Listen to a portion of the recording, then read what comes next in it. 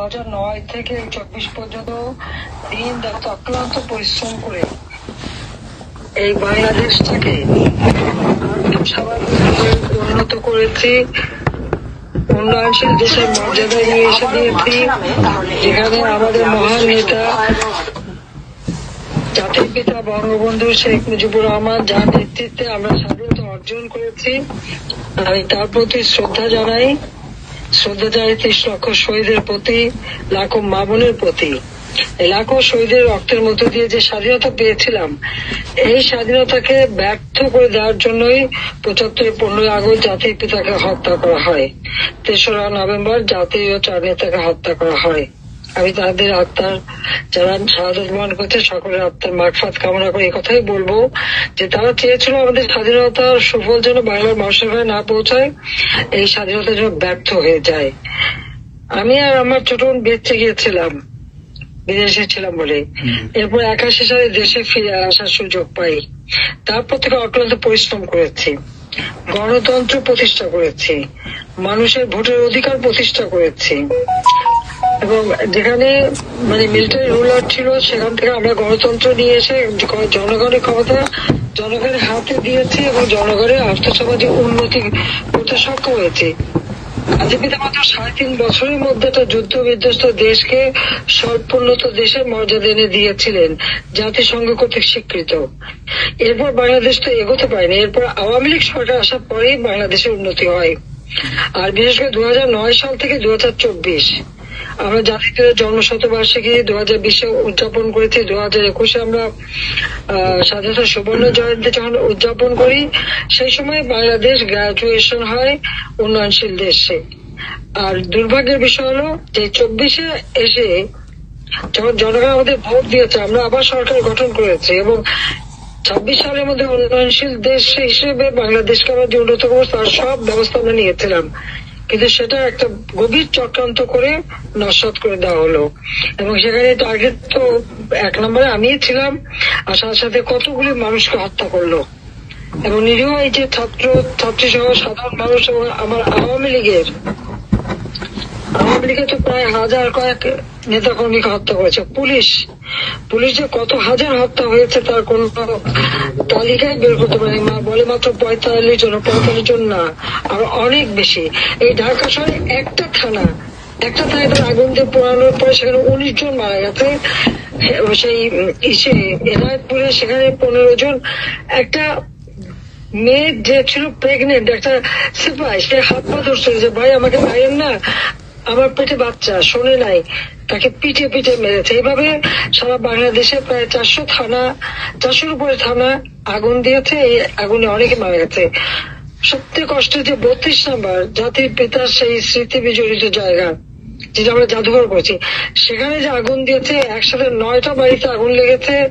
এমনকি ফ্রান্সের প্রেসিডেন্ট যেখানে গিয়েছিলেন দেখতে, সেই বাড়িটাও পুড়িয়ে দিয়েছে এবং ওখানে 4 জন মানুষ পুড়ে মারা গেছে। এভাবে সারা বাংলাদেশে অগ্নিসংযোগ, মানুষ হত্যা করা, এগুলি তারা করে দিয়েছে। এবং এটা আজকে স্পষ্ট যে এরা জঙ্গিদের সাথে হাত মিলিয়ে এই নিউজ, যাকে সবচেয়ে বেশি সুবিধা আমি দিচ্ছি, গ্রামীণ ব্যাংকে 400 কোটি টাকা আমি দিয়েছিলাম যখন 96 সালে সরকারে ছিলাম, ব্যাংকটা বসে যাচ্ছিল। আমাকে বললো গরিব মানুষের সাহায্য হবে, গ্রামীণ ব্যাংক চলবে, টেলিফোন, সেই গ্রামীণ টেলিফোনও আমাদের দেওয়া। আর সমস্ত টাকা পয়সা নিজের জন্য ব্যয় করছে, একটাও মানুষের জন্য না।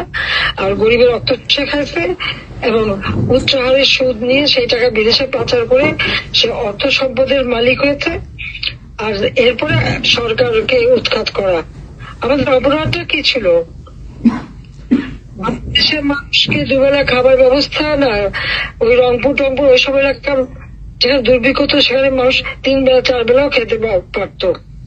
খাদ্য নিরাপত্তা দিছি, সাক্ষরতার হার 78.8 বৃদ্ধি করেছিলাম, চিকিৎসা সেবা 30 ঔষধ মানুষকে দিচ্ছি, রাস্তাঘাট, মূল ব্রিজ সবকিছু উন্নত করে বাংলাদেশকে সারা বিশ্বের কাছে একটা মর্যাদাপূর্ণ করেছিলাম।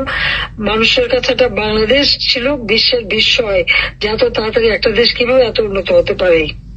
আমাকে অনেকেই বলতেন যে আপনার ম্যাজিকটা কি, আমি বলছিলাম যে ম্যাজিক। আপা, বাংলাদেশের সাধারণ মানুষ এই কথা বলে ডক্টর ইউনূস কিছুই করে না দেশের জন্য, সে বাংলাদেশ থেকে টাকা নিয়ে বিদেশিদের সাহায্য করতে, এই চক্রান্ত, এটা বাংলার মানুষ, সাধারণ মানুষ বলে আপা। আচ্ছা আমি বলি, আজকে তোমরা দেখো এই ইউনূস যেভাবে চক্রান্ত করলো, আজকে তো এক এক করে বেড়ে যাচ্ছে।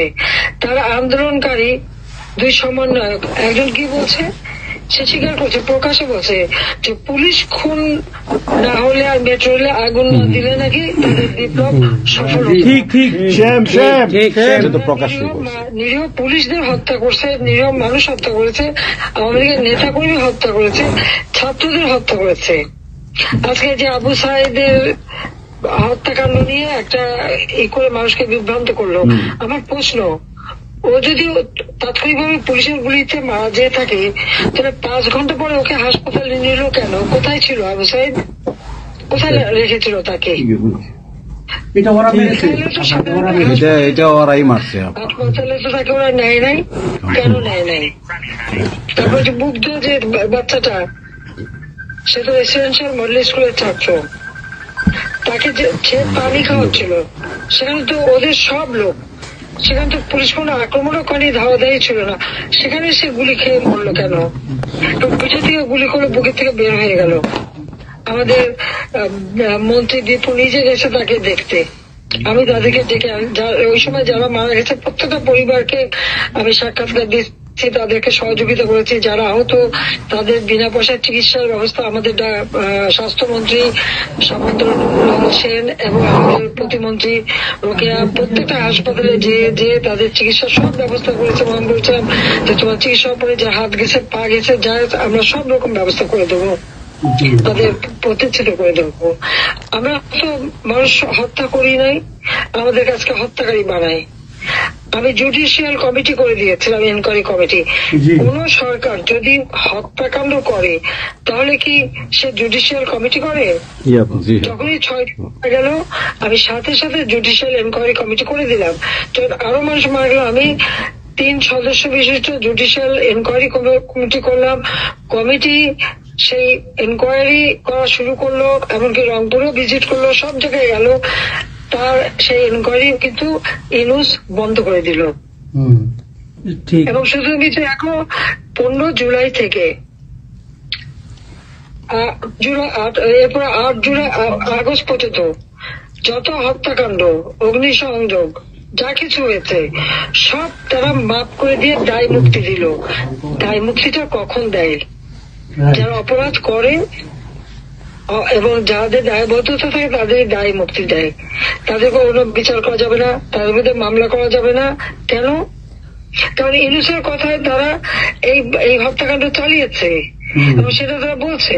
এবং জঙ্গিদের সাথে আজকে হলি আর্টিজানে মানুষ মারা গেছে, সেই জঙ্গিদের বিচার হয়েছে, তাদেরকে ছেড়ে দিচ্ছে। 21শে আগস্ট 2004 সালে যে আমাদের উপরে গ্রেনেড হামলা হলো, গ্রেনেড হামলার সাজাপ্রাপ্ত আসামি এখন উপদেষ্টা। এরা তো জঙ্গিদেরকে নিয়ে চলা, এটাই তো। এবং সে তো নিজে স্বীকার করলো যেটা কোনো গণঅভ্যুত্থান না, কিছু না, এটা হলো তার মেটিকুলাসলি ডিজাইন করা একটা আন্দোলন, যে তার মাস্টার মাইন্ড সে করছে, সেই প্ল্যান করে এই ঘটনাগুলি ঘটাইছে। তার মানে এখানে তো নিজেই বলছে যে ছাত্র আন্দোলন বা জনগণ আন্দোলন না। তার মানে সে একেবারে প্রকৃতপক্ষে একটা সন্ত্রাসী কর্মকাণ্ড এই ইউনূস এদেরকে নিয়ে করছে। সাধারণ ছাত্রছাত্রী যারা, আমার দুঃখ লাগে এখানে যে এদের এই সমস্ত মিথ্যা অপপ্রচার এরা বিভ্রান্ত হয়ে সমস্ত সাধারণ ছাত্রছাত্রীদের সাথে যুক্ত হয়েছিল। আজকে আমি সাধারণ ছাত্রছাত্রীদেরকেই বলবো, তোমাদেরও চাই তোমরা তাদের খবর দাও যে এখন তো তাদের কাছে স্পষ্ট যে এরা কিনার গ্রুপ। পুলিশকে মেরে পুলিশের লাশ ঝুলিয়ে রাখা, আওয়ামী লীগের একটা কর্মী গাজীপুরে তাকে আহত অবস্থায় হাসপাতাল থেকে নিয়ে এসে তাকে ঝুলিয়ে মারা, এই যে বিভৎস হত্যাকাণ্ড করা, কথায় কথায় গুলি করে মারা, এবং তাদের মিছিলের মধ্যে এলো সেখানে গুলি করে মেরে ফেলতে একটা বুলেট, সেই বুলেটটাও আজকে তাদের একজন উপদেষ্টা, তিনি আর্মির লোক, তিনি চেনেন, জানেন সে যখন দেখলো যেটা 7.62 বুলেট, যে বুলেটটা আমাদের পুলিশও ব্যবহার করে না, আর্মিও ব্যবহার করে না, কেউ ব্যবহার করে, সেই বুলেট কোথেকে আসলো, সেই রাইফেলটা কোথায়, এটা তদন্ত করে বের করতে হবে। উনি যেই তদন্তের কথা বললেন সেই তাকে সরিয়ে দেওয়া হলো। যখন জুডিশিয়াল কমিটি বললাম তদন্ত করতে, ইউনূস সেটা বন্ধ করলো। শওকত সাহেব যখন তার উপদেষ্টা বললো তদন্ত হবে, সে সেটা সরিয়ে দিল। তার মানে কি 15 জুলাই থেকে এরপরে এই পর্যন্ত যত হত্যাকাণ্ড হচ্ছে, অগ্নিসংযোগ, সবকিছু তা ইউনূসের নির্দেশেই এই এত বুকের মায়ের কোল খালি হয়েছে, এত পুলিশ মারা গেছে, আর সব থেকে মারা গেছে তো আওয়ামী লীগের নেতা কর্মী। এ পর্যন্ত আমরা 289 জনের নাম ঠিকানা পেয়েছি, বাকি অনেকে পুড়িয়ে ফেলেছে, লাশ গুম করছে, আবার অনেকে কথা বলারও সাহস পাচ্ছে না, যেতে পারছে না। তারপর আমরা খোঁজ করছি কোথায় কোথায় আরো মারা গেছে। তার মানে আমাদের ধারণা যে অন্তত 1000-এর উপর আমার আওয়ামী লীগের লোকজনকে তারা হত্যা করছে। সিরাজগঞ্জে আমাদের এমপি ছিল হেমদি, তার বাড়িতে আগুন দেওয়াতে সেখানে প্রায় 4-5 জন লোক মারা গেছে। আমাদের গাজী তার ইন্ডাস্ট্রিতে আগুন দিছে, সেখানে প্রায় 170 জন লোক মারা গেছে। আমাদের যশোরে শাহিন চাকলাদের হোটেলে আগুন দিয়ে সেখানে প্রায় 50-60 জন লোক মারা গেছে। তাহলে এভাবে কত লোক তারা হত্যা করছে শুধুমাত্র ক্ষমতা লোভে। এই লোকটা এইভাবে তার ম্যাটিকুলাসলি ডিজাইন করা অর্থাৎ সুপরিকল্পিত একটা প্ল্যান করে এই হত্যাকাণ্ড ঘটিয়ে সে সংবিধান লঙ্ঘন করে অবৈধভাবে ক্ষমতায় বসে আছে। এখন উনি নাকি আমাদের বিচার করবেন। আপা একটা প্রশ্ন করতে পারি? আপা একটা অপরাধী, সে নিজেই খুনি, ইউনূস নিজে খুনি, তার সমন্বয়করা খুনি। আপা 7 তারিখে আমার বাড়িতে আমাকে ফোন দিছে আমার বাড়ি পোড়ানোর জন্য। কথা বলবেন তো, সবার সাথে কথা বলবো না। আপা বলেন প্লিজ, প্লিজ আপা বলেন। আপা আমি যে কথাগুলি বলি রাখো, তোমার রেকর্ড করে রাখো, তোমার প্রতারক আমার আপত্তি নেই। জি দাদা, জি আপা, পারমিশন দিচ্ছি। জি আপা, thank you, thank you, thank you. Design করে সে মানুষ হত্যা করে মানুষের লাশের উপর পা দিয়ে সংবিধান লঙ্ঘন করে অবৈধভাবে তারা ক্ষমতা আসছে। এই সমস্ত খুনের দায় দায়িত্ব ইউনূসকেই নিতে হবে, আর তার ওই সমন্বয়করা। সে যে হত্যার সঙ্গে জড়িত প্রমাণ পাওয়াই যায়। সে যত জঙ্গিদেরকে ছেড়ে দিল, হলি আর্টিজানের মতো ঘটনা ঘটলো, তাকে 21 আগস্ট গ্রেনেড হামলায় আসামি, তাকে এবং অন্য যত জঙ্গি ছিল সবাইকে সে মুক্তি দিয়ে দিয়েছে। কারণ এই জঙ্গিদের সাথে তার একটা যুক্ত ছিল, তার একটা সংযোগ ছিল।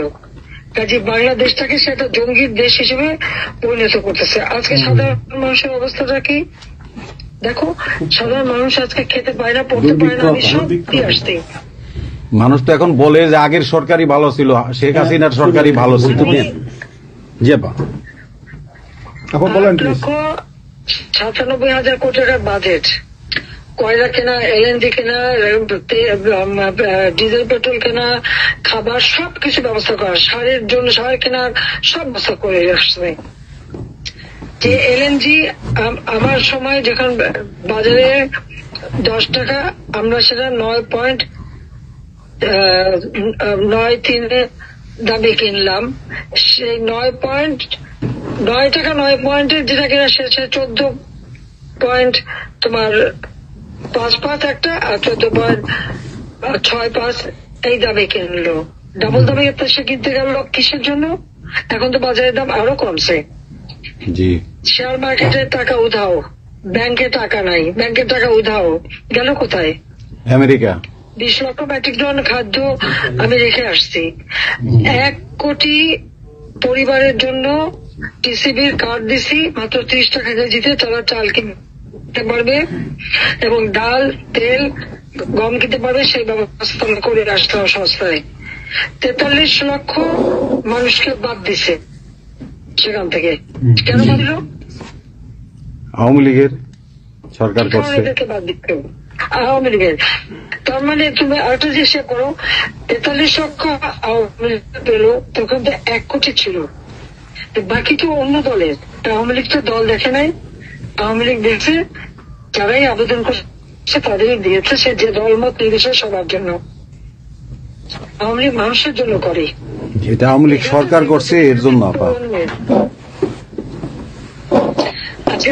ছাত্রদেরকে সে তারা বিভ্রান্ত করছে। এখন সাধারণ ছাত্রছাত্রীরা যারা এই বিভ্রান্ত এই খুনিদের সাথে যুক্ত ছিল, আমি তাদেরকে বলবো তাদের গার্জিয়ানকেও আবেদন করছিলাম যারা বুঝতে পারছেন না যে কি হচ্ছে, আপনাদের বাচ্চাদের আসতে দিন। তারা দিচ্ছে বাচ্চাদের আসতে।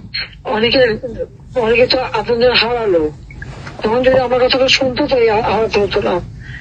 আজকে তারা নিশ্চয় উপলব্ধি করতে পারছে। সেটা আমি বলবো যে এখন যারা এই সাধারণ ছাত্রছাত্রী আবু যাদের সঙ্গে যুক্ত হয়েছিল তাদের প্রতি আমাদের কোনো ক্ষোভ নেই, কিচ্ছু নেই, বরং তারা লেখাপড়া করতে আমরা সেটা চাই। কিন্তু আমার কথাটা হচ্ছে আমাদের ছাত্রলীগ করাটা কি অপরাধ? আওয়ামী লীগের সন্তান হচ্ছে তার জন্য কি অপরাধ? তাদের পরীক্ষা দিতে দেবে না, ভাইবা দিতে দেবে না, ইউনিভার্সিটিতে যেতে দেবে না, স্কুলে যেতে দেবে না, কলেজে যেতে দেবে না। What is this? আর এই ছেলে পেলেদেরকে কিভাবে বেয়াদব বানিয়েছে স্কুলের প্রিন্সিপাল, টিচার, তাদেরকে তার জুতার মালা পরায়, গাছের সাথে বাঁধে, তাদেরকে দিয়ে রিজাইন করায়। লাঠি সোটা নিয়ে জীবন, আমি জানি পৃথিবীতে কোনো দেশে এই ঘটনা ঘটছে কিনা। চিফ জাস্টিস তার বাড়ি হামলা, চিফ জাস্টিসের হামলা।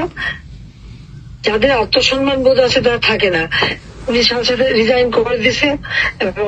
কতজন মানে জজ তাদেরকে এজলাসে ঢুকতে দেবে না, তাদের রিজাইন করার জন্য চাপ দিছে। রিজাইন করে না থেকে তাদেরকে কোনো কোর্ট দিতে না, তাদেরকে বাতিল করে দিয়েছে। ইলেকশন কমিশনকে বাতিল, আমাদের মানবাধিকার কমিশনকে বাতিল, আমাদের পাবলিক সার্ভিস কমিশন বাতিল। চাকরি দিতে পারছে না, পাবলিক সার্ভিস কমিশন অচল করে দিয়েছে। এই ছেলেপেলেরা যাবে কোথায়? আজকে তারা কাজ করার সুযোগ নেই। একের পর এক ইন্ডাস্ট্রি বন্ধ, আগুন দিয়ে পুড়িয়ে দিয়েছে ইন্ডাস্ট্রি অথবা বন্ধ করে দিচ্ছে। ব্যবসায়ীরা টাকা আনতে পারেন না, যারা খাবার আমদানি করতে তাদের দিচ্ছে না, বিদেশে যেতে দিচ্ছে তাদেরকে হ্যারাস করা হচ্ছে। মানে এদের অত্যাচারে সারা দেশ জর্জরিত। এদের কৃষক, শ্রমিক, কত শ্রমিক বেকার হয়ে গেছে। শ্রমিক আন্দোলন করছে, সাথে সাথে গুলি করে দুজনকে মেরে ফেললো গার্মেন্টস শ্রমিক। তোমার চাকরির বয়স নিয়ে আন্দোলন করে যমুনার সামনে যাওয়ার সাথে গুলি করলে একজন মারা গেল, তাদেরকে পিঠে তাদেরকে উঠাই দিল। ওই 7ই জুলাই থেকে এই ছাত্ররা যখন আন্দোলন করে 14 জুলাই পর্যন্ত এই অগ্নিসংযোগ এগুলি না হওয়া পর্যন্ত কারো গায়ে একটা টোকাও পড়েনি। ইচ্ছা মতো সব আসছে বসছে, আমরা তো কিচ্ছু করতে দেয়নি। পুলিশের কাছে কোনো মেটাল বুলেট ছিল না, পুলিশের কাছে কোনো মেটাল বুলেট ছিল না। নির্দেশ দিয়েছে কোনো গুলি করবে না। পুলিশ ব্যারিকেড ইচ্ছা মতো আন্দোলন করছে। আমরা তো শুরু থেকে তো অনেক কিছু করা যেত, আমরা তো করিনি কিছু। কারণ আমি বলছিলাম যেটা তো কোটা তো ছিলই না। 11 জুলাই থেকে তো কোটা স্থগিত হয়ে গেছে, কোটা তো আমি বাতিল করে দিয়েছি, আর কোটা আমরা নিয়ে গেছি। যেখানে কোটাই নাই তা আন্দোলনটা কিসের জন্য ছিল? তারপরে আমাদের মন্ত্রীরা বসলো, তাদের সাথে সব দাবি মানা হলো। দাবি মানার পরে আবার এক দফা, তাহলে সেক্ষেত্রে খুন করো, এই তো আকাঙ্ক্ষা ছিল আমাকে হত্যা করা। আপনাকে হত্যা করা মানে বাংলাদেশকে হত্যা করা, ওরা তো হত্যা মামলা। আবার হত্যা মামলা দিয়ে আবার এখন বলে গণহত্যার বিচার হবে। গণহত্যার বিচার আমার না, গণহত্যার বিচার হবে ইনুসের।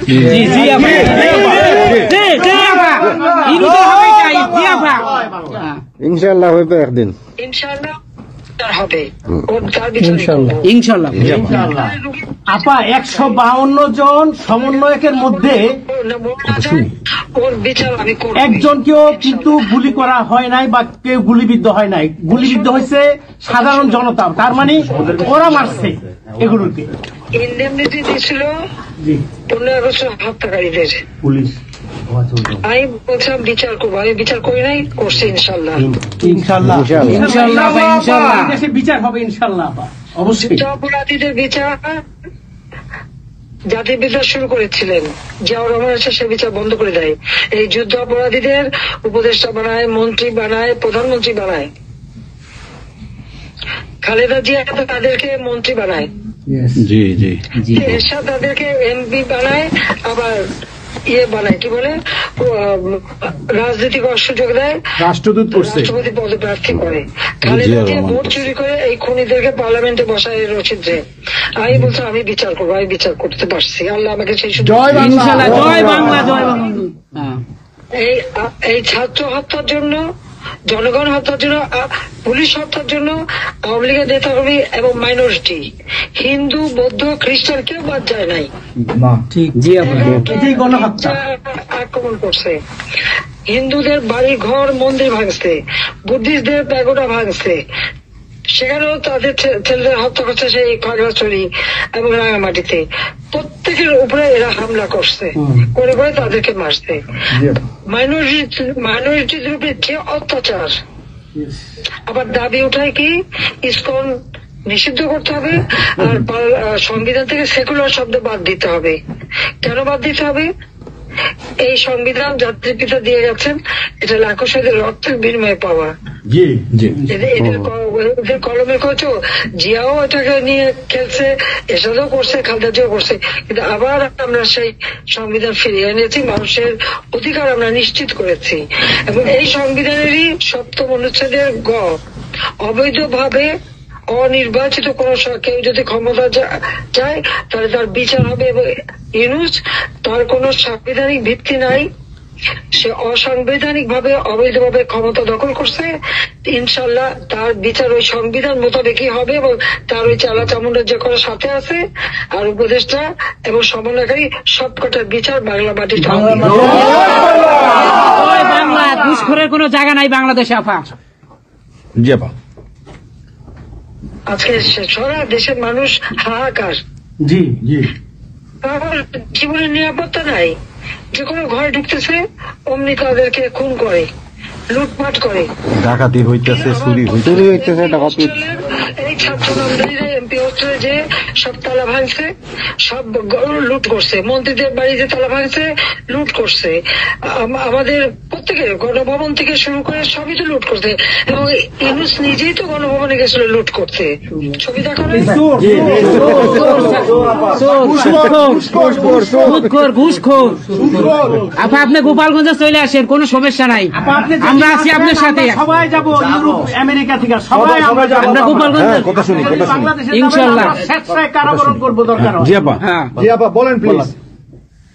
ওই আগুন দিয়ে পোড়ানোর পরে যেটুকু অবশিষ্ট ছিল সেটা লুট করতে গেছিল, ওটা চোর, জি, বড় চোর, সুদখোর, ঠক।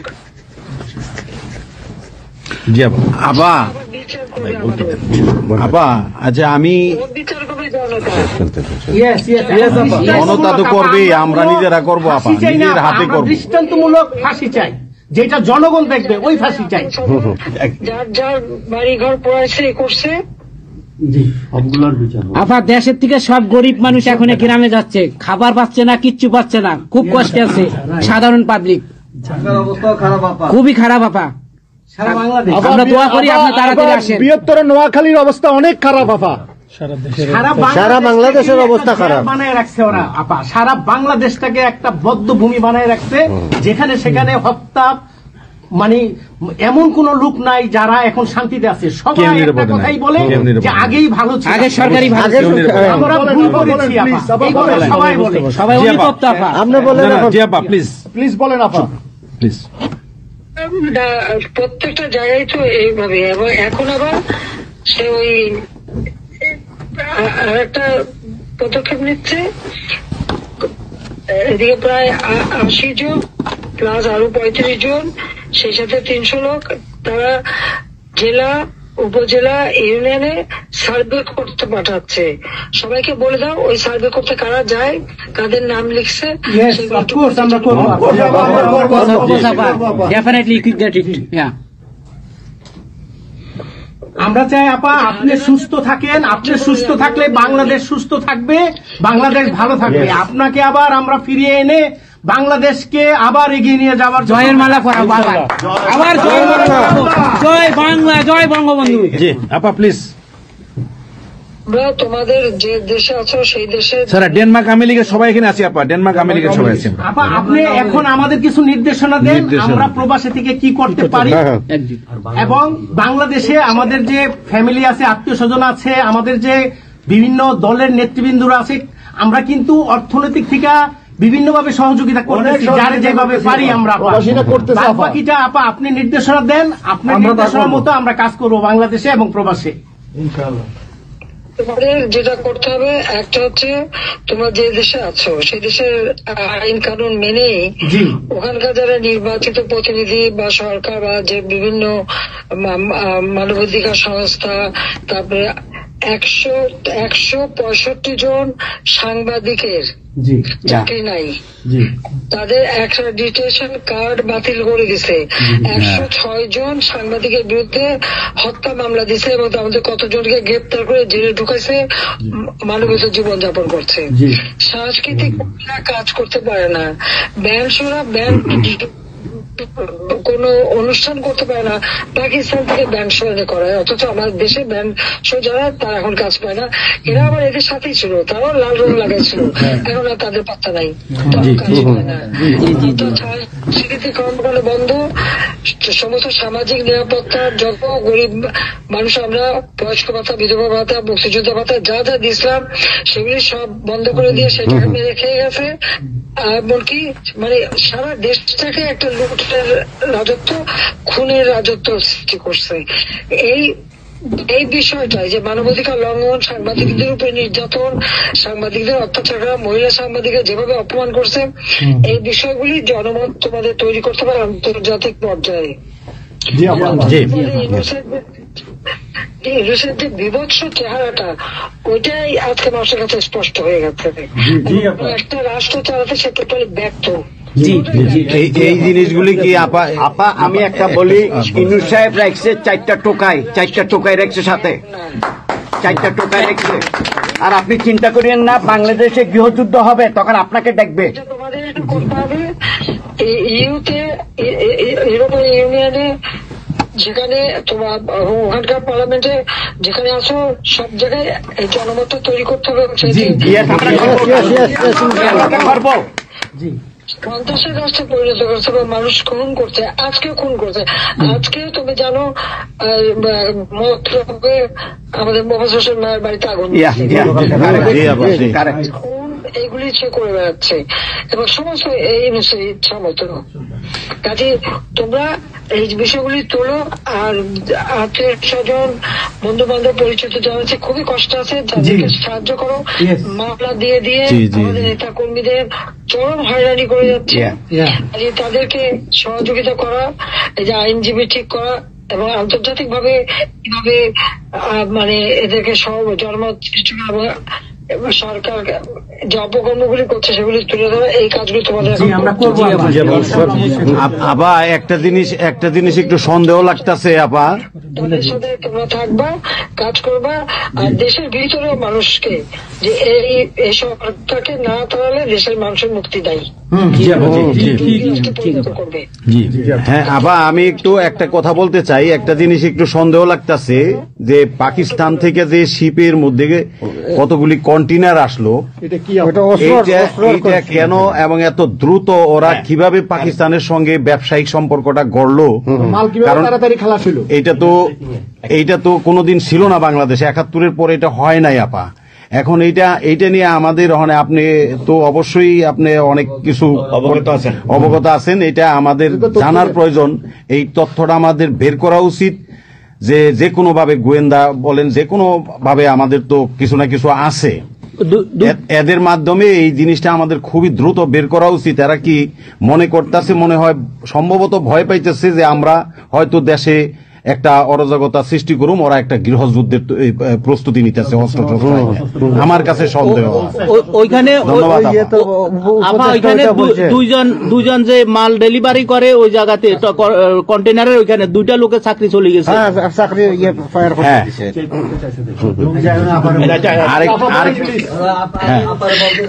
দেখতে চাইছে, স্ক্যান করতে চাইছে, দেয় নাই।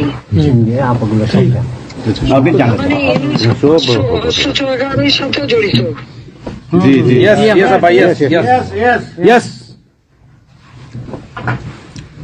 আপা এই দেশটাকে তো ওরা আবার সেই পাকিস্তানের পর্যায়ে নিয়ে গেছে, আমাদের এই দেশটাকে আবার উদ্ধার করতে হবে ইনশাল্লাহ। এই জন্য আমাদের যা করতে হবে প্রবাসী এবং দেশে, আপা আমরা যারা বাহিরে আছি আপা, আমরা প্রয়োজনে দেশে গিয়ে আবার মুক্তিযুদ্ধে, ওই মুক্তিযুদ্ধ আমরা দেখি নাই 71-এ, আমরা নতুন মুক্তিযুদ্ধে আমরা অংশ নিব আপা ইনশাল্লাহ। এই দেশকে আমাদের উদ্ধার করতেই হবে, এই দেশকে উদ্ধার করতেই হবে আপা আমাদের। একটা শুনি। জি আপা বলেন। ঠিক আছে, আচ্ছা। আপা আমরা শেষ করবেন। আমরা ডেনমার্ক আওয়ামী লীগের পক্ষ থেকে এই জায়গায় আমরা যারা আছি, আমাদের বয়োজ্যেষ্ঠ নেতৃবৃন্দ আছে। বলো, শেষ করবো।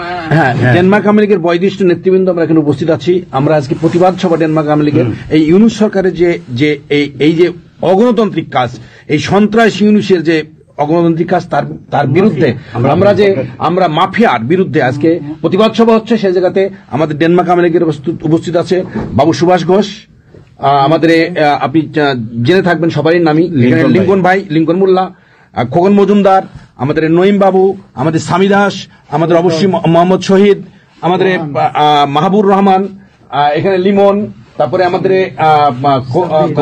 সাব্বির, তারপরে উপস্থিত আছেন আমাদের শামীম খালাসি, বোরানুদ্দিন, আমাদের মাসুদ চৌধুরী, স্বামী দাস, হিলল বড়ুয়া, লিমন, অনেক নেতাকর্মী দাদা আপা, অনেক নেতাকর্মী উপস্থিত আছে। আমরা আপনার জন্য আজকে দোয়া করব, দুহাত তুলে আপনার দীর্ঘায়িত কামনা করছি। আগামীতে আপনাকে সুস্থ থাকতে হবে, আপনার মাধ্যমেই বাংলাদেশকে আমরা ঘুরে দাঁড়াবে। যেমনি ভাবে আমরা 1981 সালে আপনি সেই বাংলাদেশের হাল ধরেছিলেন, বাংলাদেশের মানুষের গণতন্ত্র, বাংলাদেশের মানুষের মুখে হাসি ফুটে নিয়ে আসছিলেন, আপনার মাধ্যমে আমরা ইনশাল্লাহ ওই দিনে আগামী তো ফিরে যাব। ফিরে আনবো। ইনশাআল্লাহ।